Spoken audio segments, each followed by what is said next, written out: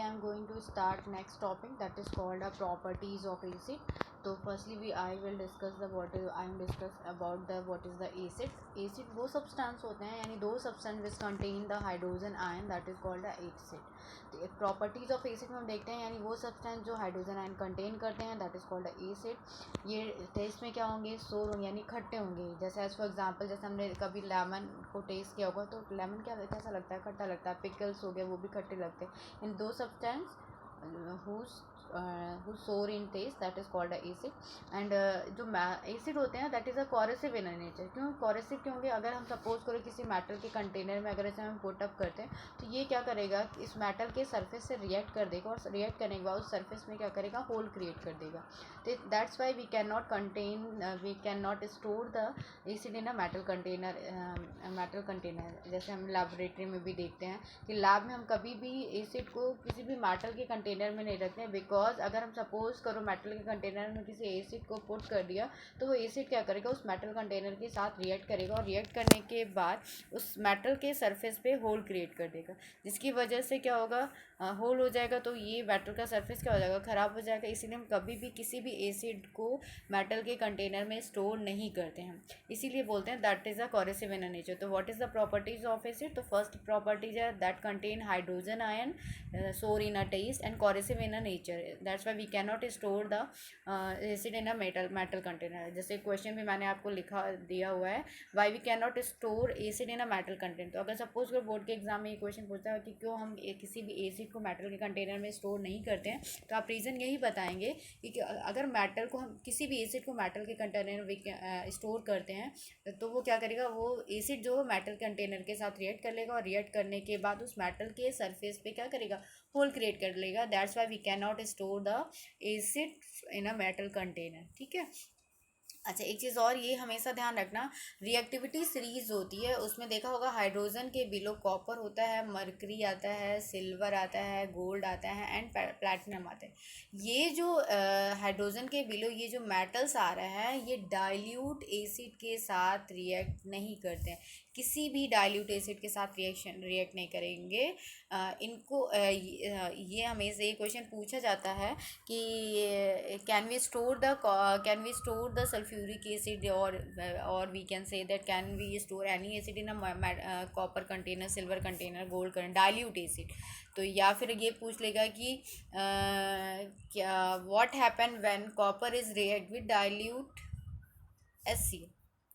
तो देखो, अगर हम रिएक्टिविटी सीरीज में देखते हैं तो हाइड्रोजन के बिलो कॉपर, यानी copper less reactive in comparison to the hydrogen. That's why copper does not replace the hydrogen from it salt solution. इसी ये अगर क्वेश्चन आता है कि क्या कॉपर जो है डाइल्यूट कॉपर के कंटेनर कॉपर जो है वो डाइल्यूट HCl के साथ रिएक्ट करता है, तो आप उसका रीज़न यही बताएंगे कि कॉपर कभी भी जो है वो डाइल्यूट HCl के साथ रिएक्शन नहीं देगा. ठीक है. तो फर्स्ट प्रॉपर्टी हो गई कि दोज को substance which contain the hydrogen and that is called acid. Second property जो हो गई that is a sour in a taste. And third property हो गई that is a corrosive in a nature. Next property आती कि acid is react with metal. तो ये हमेशा ध्यान रखना, कभी भी कोई भी मेटल अगर एसिड के साथ रिएक्ट कर रहा है, अगर किसी भी मेटल की रिएक्शन हम एसिड के साथ रिएक्ट कराते हैं, तो then it will be converted into the salt plus release the hydrogen gas. ये होगा. अच्छा, अब जैसे एग्जांपल कुछ इसमें देख लेते हैं. जैसे एज फॉर एग्जांपल जैसे मैंने लिखा भी, zinc is react with sulphuric acid then form a salt and hydrogen gas. तो जिंक है, जिंक क्या करेगा, इस सल्फेट के साथ रिएक्शन करके ZnSO4 बना लेगा और हाइड्रोजन गैस को रिलीज कर लेगा. यही जिंक अगर HCl के साथ रिएक्शन कराते हो तो क्या करेगा, ZnCl2, यही Zn जो है Cl के साथ रिएक्शन करेगा, ZnCl2 बनाएगा और हाइड्रोजन गैस रिलीज कर लेगा. It means any metal is react with acid then form a salt and release the hydrogen gas. But in case of reactive metal reactivity series, जो भी metal hydrogen के below आएंगे, as for example copper, mercury, silver, gold and platinum, ये जो metals होंगे वो dilute acid के साथ रिएक्शन नहीं करेंगे, डाइल्यूट HCl या फिर डाइल्यूट H2SO4 के साथ रिएक्शन नहीं करेगा. अगर सपोज करो क्वेश्चन अगर पूछ लेता है कि कॉपर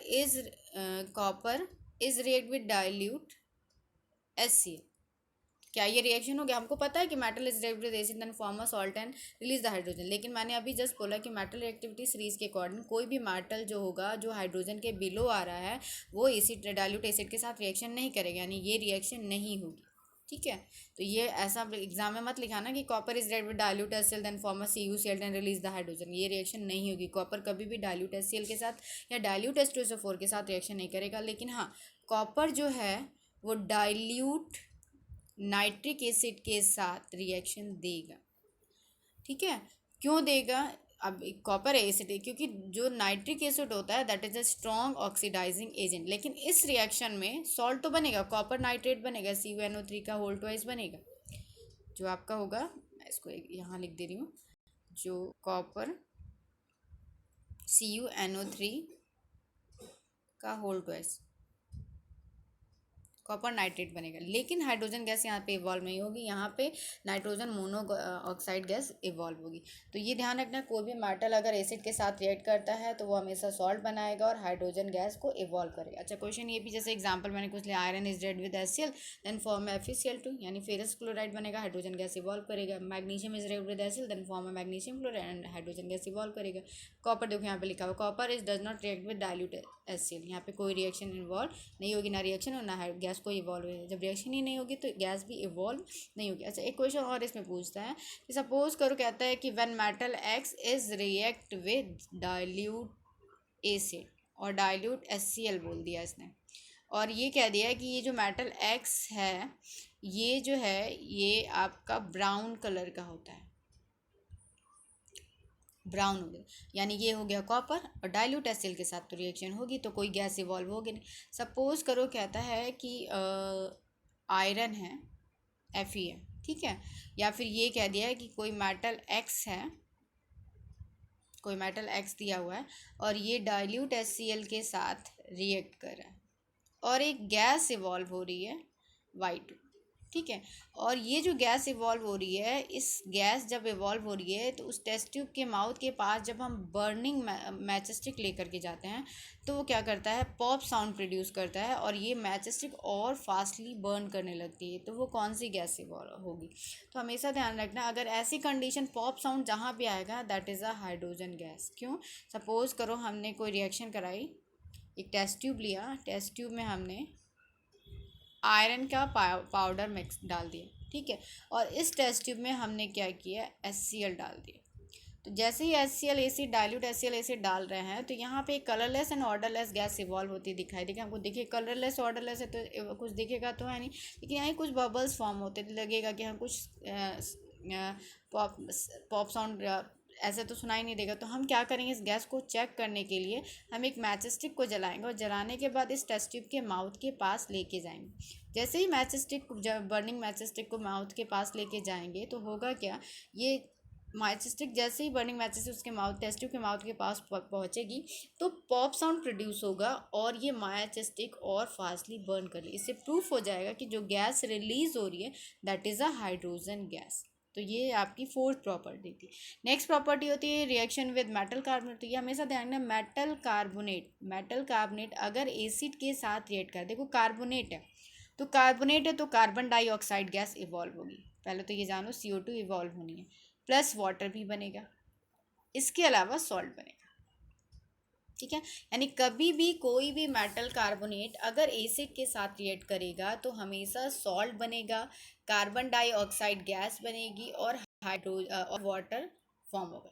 जैसे एग्जांपल देख लो, हमारा एग्जांपल है आपका, ये एग्जांपल दे रखा है पहला, जैसे कैल्शियम कार्बोनेट, इसको हम एक्सेल के, कभी कभी क्वेश्चन कहता है कि एक्सेल दे रखा है या मार्बल दे रखा है, तो एक्सेल या मार्बल का फॉर्मूला होता है CaCO3, ठीक है। एक्सेल पे हमने डाइल्यूट HCl या डाइल्यूट H2SO4 पोर कर दिया तो क्या होगा, तो ये देखो, ये जो एग सेल है, सपोज करो ये जो एग का जो सेल होता है ये बना होता है कैल्शियम कार्बोनेट का, ठीक है, CaCO3 का। इस कैल्शियम कार्बोनेट पे सपोज करो हमने H2SO4 ऐड कर डाल दिया, एसिड डाल दिया हमने। अब कह रहा मेटल कार्बोनेट और एसिड के साथ रिएक्ट करते, तो मेटल कार्बोनेट कभी भी एसिड के साथ रिएक्ट करेगा तो सॉल्ट बनाएगा प्लस वाटर बनाएगा प्लस आपका कार्बन डाइऑक्साइड गैस इवॉल्व होगी। अब CaCO3 H2SO4 के साथ रिएक्शन, तो ये Ca जो है SO4 के साथ रिएक्शन करके CaSO4 बना लेगा, कैल्शियम सल्फेट बना लेगा। कार्बोनेट है इसलिए CO2 इवॉल्व होगी और हाइड्रोजन ऑक्सीजन के साथ रिएक्ट करेगा तो वाटर फॉर्म होगा, ठीक है। तो कोई भी मेटल कार्बोनेट ले लो, चाहे हम कैल्शियम कार्बोनेट ले लें, चाहे हम कोई भी कार्बोनेट ले लें, सोडियम कार्बोनेट ले लें, हम सोडियम कार्बोनेट की एक रिएक्शन देख लेते हैं। जैसे आपको दे दिया Na2CO3 सोडियम कार्बोनेट, इसकी रिएक्शन हमने करा दी HCl के साथ। जब HCl के साथ हमने इसकी रिएक्शन, तो ये Na जो है वो Cl के साथ रिएक्शन करेगा और बना देगा NaCl। ये CO3 है, यहाँ से CO2 गैस इवॉल्व हो जाएगी और हाइड्रोजन जो है वो उस ऑक्सीजन के साथ रिएक्ट करके वाटर का फॉर्मेशन करेगा। यानी कभी भी कोई भी मेटल कार्बोनेट अगर एसिड के साथ रिएक्ट करेगा तो सॉल्ट बनाएगा, वाटर बनाएगा, प्लस कार्बन डाइऑक्साइड को फॉर्म करेगा। अब क्वेश्चन इसमें क्या राइज करता है, क्वेश्चन ये पूछता है कि सपोज करो कोई मेटल कार्बोनेट है, ठीक है, या फिर हमने बोल दिया कि एक एग सेल लिया हमने और इस एग सेल पे हमने क्या किया, ये एग सेल है हमारा, एग सेल पे हमने नाइट्रिक एसिड पोर कर दिया, ठीक है। तो जो गैस एक सॉल्ट बना, बोल दिया क्वेश्चन में सॉल्ट बना, वाटर फॉर्म हुआ और एक गैस वाई इवॉल्व हो रही है, आइडेंटिफाई दिस गैस। तो हमें पता है कि एक्सेल किसका बना होता है, मेटल कार्बोनेट का होता है। मेटल का भी यानी CaCO3, एक्सेल का फॉर्मूला में पता चल गया। HNO3 के साथ रिएक्शन कर रहा है, यानी HNO3 के साथ रिएक्शन। देखो अब ये कैल्शियम नाइट्रेट के साथ रिएक्शन करेगा तो कैल्शियम नाइट्रेट बना देगा, यानी CaNO3 का होल ट्वाइस, यहाँ ये होल ट्वाइस, ठीक है। प्लस कार्बोनेट है तो CO2 होगा, प्लस वाटर होगा। अब लेकिन ये प्रूफ करना है कि हमें ये कौन सी गैस इवॉल्व हो रही थी। इस गैस को हम क्या करेंगे, लाइम वाटर में पास करा देंगे। लाइम वाटर का फॉर्मूला क्या होता है, CaOH का होल ट्वाइस। जो गैस इवॉल्व हुई हमने पासिंग टेस्ट ट्यूब के थ्रू कार्बन, उस गैस को हमने पास करा दिया लाइम वाटर को। जैसे हम गैस को लाइम वाटर में पास कराएंगे तो ये कलरलेस होता है लाइम वाटर, ये तुरंत चेंज हो जाएगा मिल्की वाइट कलर में, मिल्की वाइट में कन्वर्ट हो जाएगा, ठीक है। अब पूछा ये जाता है कि ये मिल्की जो कलरलेस सॉल्यूशन था आपका कैल्शियम हाइड्रोक्साइड यानी लाइम वाटर का, वो मिल्की वाइट में कन्वर्ट क्यों हो गया, due to the formation of calcium carbonate. ये रिएक्शन है जब हम सपोज करो कहता है कि किसी मेटल कार्बोनेट की रिएक्शन हमने एसिड के साथ कराया और सॉल्ट बना, वाटर बना, कोई एक गैस वाई इवॉल्व हो रही है। अब वो वाई जो गैस है आइडेंटिफाई करो कि वो गैस कौन सी है। तो उस गैस को हमें पता है कि मेटल कार्बोनेट अगर एसिड के साथ रिएक्शन करेगा तो कार्बन डाइऑक्साइड ही गैस बनेगी, लेकिन हमें प्रूफ करना है, एक्सपेरिमेंटली प्रूफ करना है। तो हम उस गैस को क्या करेंगे, लाइम वाटर में पास करा देंगे। लाइम वाटर का कलरलेस सॉल्यूशन होता है और जैसे ही कार्बन डाइऑक्साइड को लाइम वाटर में, जैसे सपोज कर हम एक फिगर, ये लाइम वाटर इसमें हमने लिया है, ये हमारा लाइम वाटर है, इसमें हमने एक और टेस्ट, इसमें हमारा मेटल कार्बोनेट है प्लस एसिड है, हमने डाल दिया और इसको हमने पासिंग टेस्ट ट्यूब के थ्रू, ये जो गैस इवॉल्व, ये कॉर्क लगा हुआ है, यहाँ पे भी कॉर्क लगा हुआ है, ठीक है। पास जैसे ही कराएंगे तो ये जो कलरलेस सॉल्यूशन था it will be converted into the milky white colour में चेंज हो जाएगा। क्यों चेंज हुआ, due to the formation of calcium carbonate, calcium carbonate का फॉर्मेशन हो गया, जिसकी वजह से जो कलरलेस सॉल्यूशन था लाइम वाटर का it will be converted into the milky white. पूछा जाता है क्वेश्चन बोर्ड में कि लाइम वाटर में जब हम कार्बन डाइऑक्साइड पास कराते हैं तो उस कंडीशन में वो मिल्की वाइट क्यों होता है, किस कंपाउंड के फॉर्मेशन की वजह से वो मिल्की वाइट में कन्वर्ट होता है, due to the formation of calcium carbonate, जो colourless solution of lime water होता है it will be converted into the milky white colour. तो इसमें ये रिएक्शन आपका कंप्लीट रिएक्शन ये दे रखा हो, मैंने बता दिया कि लाइम वाटर में जब भी हम कार्बन डाइऑक्साइड को पास कराएंगे तो it will be converted into the milky white, यानी कैल्शियम कार्बोनेट बनेगा प्लस वाटर बनता है। अच्छा एक क्वेश्चन और पूछता है कि सपोज करो इस लाइम वाटर में मैं excess amount of carbon dioxide pass करा दें तो क्या होगा। देखो जब हमने पास करा, एक्सेस पास है तो पहले जाएगा थोड़ा सा कार्बन डाइऑक्साइड, तो मिल्की वाइट में पहले वो कन्वर्ट होगा, और ज़्यादा जब उसमें पास कराएंगे कैल्शियम कार्बोनेट और वाटर में ही आपका कार्बन डाइऑक्साइड जा रहा है कंटिन्यूसली, बहुत ज़्यादा एक्सेस अमाउंट में डाल, तो जो मिल्की वाइट कलर जो फॉर्म होता है वो डिसअपियर हो जाएगा, वो फिर से मिल्की वाइट कलर से आपका ट्रांसपेरेंट कलर में आ जाएगा। तो इसका मतलब क्या हुआ, जो हमने एक्सेस जब पास कराया तो उस समय जब वो मिल्की वाइट कलर डिसअपियर क्यों हो गया, due to the formation of calcium bicarbonate. तो ये आप समझ जाइए कि अगर सपोज करो कहता है कि when we pass the carbon dioxide in lime water, तो आप ये रिएक्शन लिखोगे। तो क्या होगा, लाइम वाटर में कार्बन डाइऑक्साइड पास कराया तो मिल्की वाइट कलर में कन्वर्ट हो गया due to the formation of calcium carbonate. लेकिन अगर उसी लाइम वाटर में हम एक्सेस अमाउंट ऑफ, तब आप ये रिएक्शन, लेकिन अगर कहता है कि when we pass the excess amount of carbon dioxide in lime water, तब आप क्या करोगे, मिल्की वाइट जो कलर होता है वो डिसअपियर हो जाता है due to the formation of calcium bicarbonate.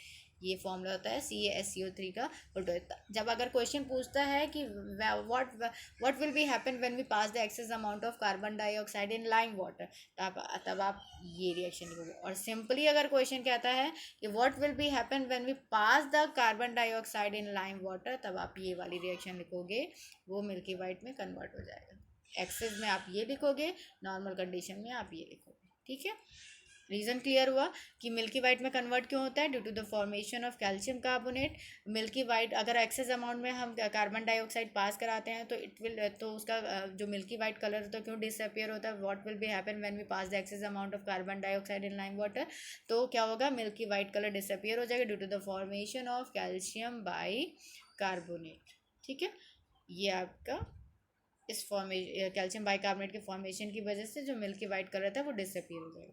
तो ये आपका फिफ्थ प्रॉपर्टी थी। नेक्स्ट आता है six property, what will be happen when metal bicarbonate और metal hydrogen carbonate is react with acid. तो मेटल बाइकार्बोनेट यानी मेटल बाई का मतलब हाइड्रोजन लगा दो, कार्बोनेट सेम रहेगा। अगर ये एसिड के साथ रिएक्ट करता है तो भी आपका सेम प्रोडक्ट बनेगा, सॉल्ट बनेगा, कार्बन डाइऑक्साइड गैस इवॉल्व होगी प्लस वाटर फॉर्म होगा। ठीक है, एग्जाम्पल देख लेते हैं। जैसे हमने आपको इसमें लिखा भी हुआ है कि अगर हम सोडियम बाइकार्बोनेट यानी हम बेकिंग सोडा बोल सकते हैं या बेकिंग पाउडर में अगर हम कोई भी एसिड डाल देते हैं तो सॉल्ट बनता है, कार्बन डाइऑक्साइड बनेगा, वाटर का फॉर्मेशन होगा। एग्जाम्पल देख लेते हैं। जैसे हमने बेकिंग सोडा ले लिया, बेकिंग सोडा का फॉर्मूला होता है NaSCO3, अगर या बेकिंग पाउडर भी बोल देते हैं। हम दोनों में डिफरेंस आगे चल के बताएंगे, या फिर समझ लो यहीं पे baking soda and baking powder में डिफरेंस ये होता है, baking soda that is a pure form of sodium bicarbonate यानी sodium hydrogen carbonate. Baking powder का मतलब होता है it is the mixture of sodium bicarbonate and tartaric acid. तो बेकिंग पाउडर जो हम लोग घर में यूज़ करते हैं वो जो होता है वो बेकिंग सोडा और टार्ट्रिक एसिड का मिक्सचर होता है। ठीक है, अगर सपोज कर हम ऐसे एक और क्वेश्चन आता है, जैसे बेकरी का प्रोडक्ट कोई भी होता है उसमें बेकिंग सोडा या बेकिंग पाउडर, बेकिंग सोडा का हम यूज़ करते हैं। जैसे घर में मम्मी अगर इडली बना रही हैं या केक बना रही है तो बेकिंग सोडा उसमें डालती है। वजह क्या होती है, बेकिंग सोडा अगर हम बेकिंग सोडा डालते तो वो फ्लफ़ी हो जाए, क्योंकि कार्बन डाइऑक्साइड गैस इवॉल्व होगी, CO2 इवॉल्व होगी, जिसकी वजह से केक या इडली जो होगा वो फ्लफ़ी हो जाएगा। अब इसमें एक चीज़ ये पूछता है कि सपोज़ करो घर में अगर मम्मी केक बना रही हैं और उसमें बेकिंग पाउडर की जगह बेकिंग सोडा डाल देती हैं तो क्या होगा। तो बेकिंग सोडा जो होता है that is a basic in a nature, वो बेसिक नेचर का होता है, और बेस का जो टेस्ट होता है वो बिटर होता है, कड़वा होता है। अगर हम बेकिंग सोडा केक बनाने में डालेंगे तो baking soda that is a base का नेचर क्या होता है, टेस्ट जो होता है वो कड़वा होता है, तो केक जो होगा वो कड़वा हो जाएगा। लेकिन अगर हम बेकिंग पाउडर डालते हैं तो बेकिंग पाउडर क्या होता है, that is a mixture of baking soda and tartaric acid. Acid और बेस दोनों एक दूसरे को एक साथ रिएक्शन करेंगे और रिएक्शन करके उसके टेस्ट को न्यूट्रलाइज कर देगा। तो वो जो केक बनेगा वो फ्लफ़ी होगा लेकिन कड़वा नहीं होगा, उसका टेस्ट बेटर नहीं होगा। इसलिए हम केक या फिर इडली बनाने में हम बेकिंग पाउडर का यूज़ करते हैं, बेकिंग सोडा का यूज़ नहीं करते हैं। ठीक है, तो अगर कोई भी मेटल बाइकार्बोनेट जैसे हम एग्जांपल ले लिया, हमने बेकिंग सोडा ले लिया और HCl के साथ उसकी रिएक्शन करा दी, तो ये Na जो है वो Cl के साथ रिएक्शन करके NaCl बना, CO2 कार्बोनेट, तो यहाँ से CO2 गैस इवॉल्व होगी और ये हाइड्रोजन और ये ऑक्सीजन रिएक्ट करके वाटर का फॉर्मेशन कर देगा। तो सेम रिएक्शन होती है, जैसे मेटल कार्बोनेट रिएक्शन करता है वैसे मेटल बाइकार्बोनेट। इसमें पूछता है कि सपोज करो कोई एक ऐसे पूछ सकते हैं, कोई एक कंपाउंड X है जो कि बेकरी प्रोडक्ट के फॉर्मेशन में यूज़ किया जाता है। अब बेकिंग प्रोडक्ट में क्या बनाया जाएगा, बेकिंग सोडा या बेकिंग पाउडर लिया जाता है। तो और उसमें अगर हम ए से सपोज कर HCl डाल दे रहे हैं, इन दैट कंडीशन कि जो गैस इवॉल्व होगी वो उस गैस को आइडेंटिफाई करो और एक्स को आइडेंटिफाई, तो एक्स बेकरी प्रोडक्ट में यूज़ करें यानी बेकिंग सोडा हो गया, NaSCO3 हो गया। अच्छा, अब इसमें ये पूछता है कि HCl गिरा दिया, तो HCl जब गिराएंगे तो बनेगा क्या, NaCl बनेगा, CO2 बनेगा और H2O बनेगा। अब इस गैस को हमें आइडेंटिफाई करना है क्योंकि ये भी कलरलेस एंड ऑर्डरलेस गैस होती है। तो इस कंडीशन में कैसे ब्रिस्क इफरवेसेंस के साथ इवॉल्व होती है ये गैस। तो सपोज करो इसको आइडेंटिफाई करना, तो इस गैस को हम क्या करेंगे, लाइम वाटर में पास करा देंगे। जैसे हम लाइम वाटर में पास कराएंगे वो क्या करेगा, कलरलेस सॉल्यूशन को मिल्की वाइट कलर में कन्वर्ट कर due to the formation of calcium carbonate. तो इससे प्रूफ हो जाएगा कि जो गैस इवॉल्व हो रही है that is the carbon dioxide gas. अब नेक्स्ट रिएक्शन आता है, next seventh property reaction with base. तो एसिड और बेस के साथ, अगर ए से आप 7 से पढ़ते हो कि एसिड जब भी बेस के साथ रिएक्शन करता है तो सॉल्ट एंड वाटर का फॉर्मेशन करता है। एज फॉर एग्जांपल हमने जैसे it is called a neutralisation reaction. HCl is react with NaOH then form a salt and water. तो ये Na जो है वो क्या करेगा Cl के साथ, देखो Na पे प्लस चार्ज होता है, OH पे माइनस चार्ज होता है, H पे प्लस चार्ज होता है, Cl पे माइनस, तो प्लस वाला माइनस के पास, प्लस माइनस वाला प्लस के पास, तो Na plus Cl minus reaction करेगा NaCl सॉल्ट बना देगा, और OH जो है H के साथ रिएक्शन करके वाटर बना देगा। ठीक है, तो ये कभी भी एसिड और बेस अगर आपस में रिएक्ट करते हैं तो वो सॉल्ट एंड वाटर का फॉर्मेशन करेंगे। नेक्स्ट प्रॉपर्टी होती है रिएक्शन विद मेटल ऑक्साइड। अगर कोई भी मेटल ऑक्साइड अगर एसिड के साथ रिएक्शन करेगा तो क्या होगा, तो मेटल ऑक्साइड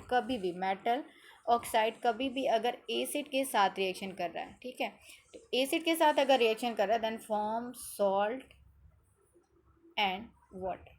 मेटल ऑक्साइड भी अगर आपका एसिड के साथ रिएक्शन करेगा तो सॉल्ट एंड वाटर बनाएगा। एज फॉर एग्जांपल हम ले लेते हैं see calcium oxide is react with HCl then form क्या, देखो ये प्लस है, ये माइनस, ये प्लस है, ये माइनस है, मैंने आपको पहले भी बताया था। तो ये प्लस वाला किसके पास हो जाएगा, माइनस वाले इसके पास, तो क्या बनाएगा CaCl2 बना देगा। और H plus and OH minus, ये H प्लस है और ये H और O आपस में रिएक्ट करके क्या करेगा, वाटर का फॉर्मेशन कर देगा, यानी सॉल्ट बनेगा और वाटर का फॉर्मेशन हो जाएगा। एक चीज़ और, एक क्वेश्चन पूछता है, हम कहते हैं कि कॉपर जो है, कॉपर सपोज करिए कॉपर का हमने जग ले लिया, इस कॉपर में हम एसिड को अगर रख देते हैं तो ये मेटल के सरफेस के साथ रिएक्ट नहीं करता, ठीक है। लेकिन अगर सपोज करो जैसे हमारे घर में क्या होता है, कॉपर का जग रखा होता है तो उस पर देखा होगा इस पर ब्लैक कलर ग्रीन कलर के स्पॉट्स हो जाते हैं, तो घर पे लोग मम्मी क्या करती हैं, इस कॉपर के जग को या कॉपर के वेसल या कॉपर के कंटेनर को क्लीन करने के लिए लेमन लेती हैं, सॉल्ट लेकर के उसको रब करना स्टार्ट कर देती हैं। तो लेमन में क्या होता है, एसिड प्रेजेंट होता है, और ये एसिड जो है मेटल के सरफेस के साथ रिएक्ट करता है, जिसकी वजह से क्या होता है, ये कॉपर का जो जग होता है या कॉपर का कंटेनर होता है, जो कॉपर का वेसल होता है, वो क्लीन हो जाता है। लेकिन अब एक क्वेश्चन तुम लोग के दिमाग में आएगा कि मैम ने जस्ट अभी बोला है कि जो कॉपर होता है वो एसिड के साथ तो रिएक्ट नहीं करता है। तो ये जग जो हमने कॉपर का जो जग लिया उस पर जो ब्लैक और ग्रीन कलर का जो लेयर था वो हमने लेमन के रब करने पे कैसे क्लीन हो गया, तो वजह क्या होती है, जो कॉपर होता है ना, कॉपर के ये जो जग होता है ये क्या करता है, ऑक्सीजन के साथ भी रिएक्ट करता है, और carbon dioxide water plus oxygen के साथ भी रिएक्ट, कोरोजन मैंने पढ़ाया था उसमें ये क्लीन किया था कि अगर कार्बन डाइऑक्साइड वाटर और ऑक्सीजन के साथ रिएक्ट करता है तो आपका बेसिक कॉपर कार्बोनेट बनता है। अगर कॉपर सिंपल ऑक्सीजन के साथ रिएक्शन करता है तो कॉपर ऑक्साइड, इसका कलर ग्रीन होता है, CO3.CO यानी बेसिक कॉपर कार्बोनेट का कलर ग्रीन होता है, और कॉपर ऑक्साइड का कलर जो होता है वो ब्लैक होता है। तो ये जो वेसल के ऊपर ब्लैक कलर या ग्रीन कलर का जो लेयर होता है वो क्या होता है, ये सपोज कर हमने मान लिया कि कॉपर के वेसल पे ये ब्लैक कलर का लेयर, तो ये किसकी वजह से, ये कॉपर तो है नहीं, कॉपर ऑक्साइड है। अब ये मेटल ऑक्साइड हो गया। अब मेटल ऑक्साइड पे जब हम लेमन को रब कर रहे हैं तो ये मेटल ऑक्साइड उस लेमन यानी एसिड के साथ रिएक्ट कर ले, लेकिन अगर सिंपल कॉपर है उसमें अगर एसिड रखोगे तो वो इसके साथ रिएक्शन नहीं करेगी, ध्यान रखना है वो, क्योंकि ये कॉपर ऑक्साइड एसिड के साथ क्यों रिएक्शन कर रहा है, ये कॉपर नहीं है, वो मेटल है कि ऑक्साइड है। जैसे देखो सिंपल कॉपर है, अगर केवल कॉपर का वायर ले लें उस पर किसी तरह की लेयर फॉर्म नहीं है तो वो एसिड के साथ रिएक्शन नहीं देगा। लेकिन अगर उस पर लेयर फॉर्म हो गई, मतलब ऑक्सीजन की लेयर अगर फॉर्म कर लिया उसने, कॉपर ने ऑक्सीजन के साथ रिएक्ट कर लिया तो वो कॉपर ऑक्साइड फॉर्म कर लिया, और कॉपर मेटेलिक ऑक्साइड जो होगा वो एसिड के साथ रिएक्शन देगा। मेटेलिक ऑक्साइड हमेशा एसिड के साथ रिएक्शन देगा और it will be converted into the salt plus water. ठीक है, ये रिएक्शन हो जाएगी। तो ये आज का टॉपिक था, आज के लिए बस इतना ही।